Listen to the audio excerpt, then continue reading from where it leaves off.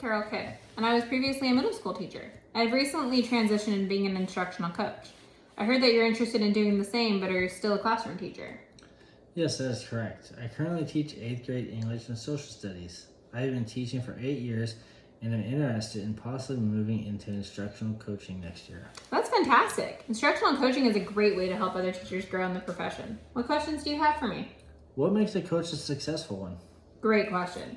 The number one thing that makes a coach successful is their ability to build relationships with adult learners, thus gaining their trust. This is very important because the trust enables learners to be vulnerable and willing to try new things, which will lead to more success for students in the classroom. What are some strategies we can use to build trust and create a safe learning environment for adult learners? Much like our students, adult learners can also be resistant to learning and working together. This is likely because they feel as if what we're asking them to do has no value to them or that they're not equipped to actually follow through with the request. One way coaches can begin to build rapport with them is to spend time with them outside of formal meetings, eat lunch in the staff room, and avoid shop talk unless they want to discuss it. Otherwise, use this time to get to know them and to allow them to get to know you. They may also be afraid to make a mistake. By building trust, they will feel safer trying new things. That makes sense. I know I'm definitely more likely to try new things a coach suggests if I feel like I know them. Exactly. This works great, especially when paired with active listening. When adult learners feel as if they're able to give input while learning, they are more likely to feel as if they are a part of the team, which will lead to increased learning and trust. To know that you're actively listening, to show that you're actively listening, you can look at the speaker. Try making eye contact. It is also important that you provide the speaker with feedback. Try nodding your head, asking questions, or repeating back what they said to verify that you heard correctly and understand. These cues will show them that you care about what they have to say and value their input. That is great advice.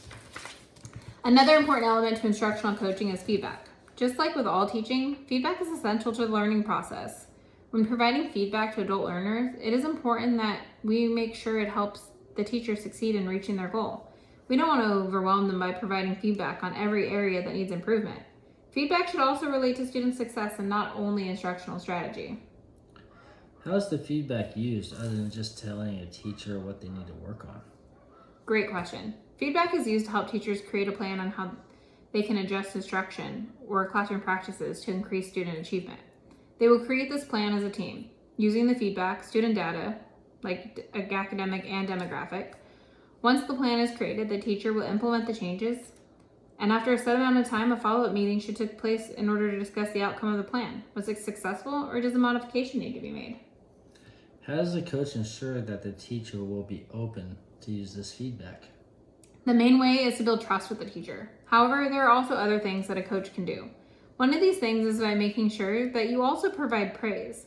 All negative feedback can be overwhelming and cause one to feel inferior, especially if they are a new teacher. Make sure to share what they're doing well. It is also important to have them help in goal setting and ask them to provide feedback as well. Self-evaluation is a powerful tool. When meeting with the teacher, it could also be beneficial to provide written feedback as well as oral. The written feedback will give them something to reference after the meeting and give them extra time to process. Thank you.